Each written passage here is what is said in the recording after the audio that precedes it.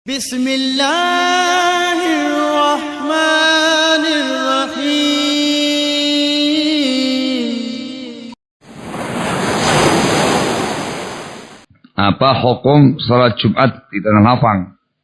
Nyindir ini. Dalam fikih Islami yang namanya salat Jumat itu dilakukan di Masjidun Jami'. Kenapa dikatakan Masjidun Jami'? Li'annahu masjidun atau mawdhi'un tuqamu fihi al-jum'atu wal jamaah. Dikatakan sebagai Masjid Jami', dikatakan sebuah tempat, sebuah lokasi yang didirikan Jumatan dan jamaah. Kalau semata-mata jamaah saja tambah Jumatan, namanya masjid. Tidak ada embel-embel jami'. Itu istilahnya fikih Islam demikian. Nah, jadi musola-musola, surau-surau, langgar-langgar yang digunakan untuk jamaah 5 waktu tanpa Jumatan, itu namanya masjidun. Tergantung lokasi. Kalau dia di perumahan, masjidud diyar atau masjid ad-dur, masjid di perumahan. Kalau dia di kota-kota, namanya masjidul qaryah. Tapi namanya masjid tok. Nggak ada kata-kata jami. Masjid titik. Tok. Titik. Nggak ada kata-kata jami. Kali-kali katakan masjidun jami. Itu untuk jamaah wa jum'ah. Dan umumnya besar. Besar yang menampung banyak kaum muslimin. Dalam sejarah Nabi kita Muhammad SAW dan para sahabatnya, mereka selalu melakukan salatul jumu'ati fil jawami'. Mengerjakan Jumatan di masjid-masjid jami'. Tidak pernah saya dapati, saya pribadi saya mengatakan, dengan ilmu yang saya miliki, saya belum pernah mendapati dengan sengaja Rasulullah SAW dan para sahabatnya dengan sengaja Jumatan di tempat selain di jami'. Tidak ada. Paham ya? Dengan sengaja loh ya. Sebagaimana terkait dengan pelaksanaan sholatul idain. Salat id itu tempatnya di musola. Yang namanya musola tanah lapang. Untuk bahasanya orang dahulu, tanah lapang. Namanya musola di tanah lapang. Di dalam sejarah Rasul Sallallahu Alaihi Wasallam selama hidupnya mengerjakan idain selalu di tanah lapang. Tidak pernah dengan sengaja di masjid. Paham itu? Ini wadah. Ini hukum asal. Bisa terbalik kalau kondisinya darurat. Salat id yang masjid tanah lapang tidak memungkinkan di tanah lapang. Hujan deras, banjir lapangannya, belepotan lumpur. Gak ada lagi tempat. Yang ada adalah masjid raya di sebuah kota. Kalau semuanya menuju ke masjid tersebut.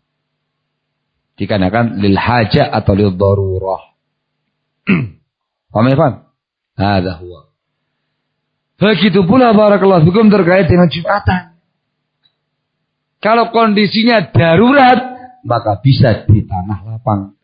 Dengan keumuman hadis, wa ju'ilat liyal ardu masjidan wa tahura.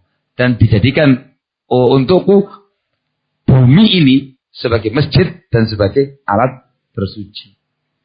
Barakallahu fikum. Bisa. Kalau Jumatan kondisi darurat. Gimana kok ada kata-kata darurat? Qadarullah wa masya'a fa'al. Di desa itu terjadi gempa. Mungkin apa nggak mungkin? Sangat mungkin. Gempa. Tidak cuma semata-mata gempa. Dunia terbelah. Buka. Langsung masuk semesta. Qadarullah wa masya'a fa'al. Masjid-masjidnya runtuh. Dalam keadaan sudah datang datang hari Jumat untuk Jumatan. Tidak mungkin didirikan dulu baru di masjid. Maka dikerjakan di lokasi manapun yang memungkinkan bagi mereka muslimin untuk sholat Jumat. Itu namanya kondisi darurat. Yang ada kok tanah lapang, ya Allah, semuanya di tanah lapang. Untuk mengerjakan sholatul Jum'ah di tanah lapang. Sah dikarenakan kondisi darurat dan dengan riwayat tadi. Itu bukan dengan kesengajaan. Barakallahu fikum, wallahu ta'ala alam bisawab. Paham ya? Nah.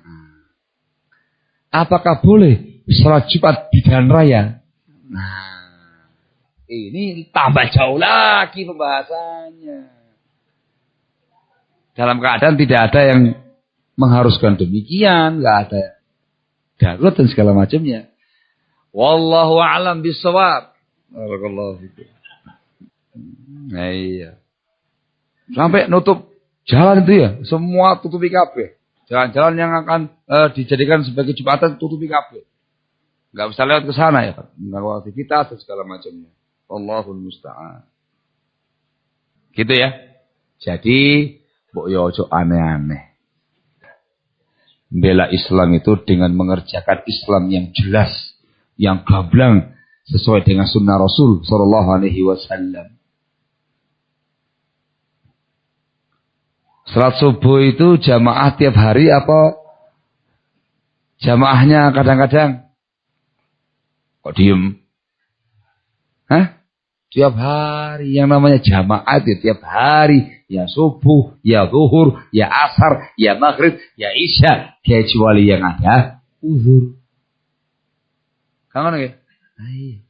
Apa pernah di zamannya Rasul SAW dan para sahabatnya, para ulamaul muslimin, apakah pernah ada kemudian diserukan kepada segenap kaum muslimin subuhan berjamaah tanggal sekian, bulan sekian, tahun sekian?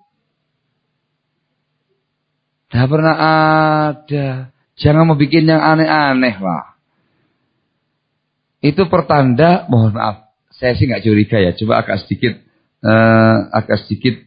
sedikit aja buruk sangkanya deh. Jangan banyak-banyak, sedikit aja buruk sangkanya. Hah? Itu kayak mengisyaratkan jarang jamaah. Sampai harus diworo-woro, sampai disemangat-semangati supaya jamaah subuh. Terus cuma subuh tok. Lah yang lainnya nggak disemangati. Terus tanggal sekian tok. Tanggal yang lainnya mana? Itu namanya nafasun gharib fi nusrati hadzal. Ada nafas yang aneh-aneh dalam aksi membela agama Allah ini. Yang semacam ini mau diharapkan Allahumma musta'an.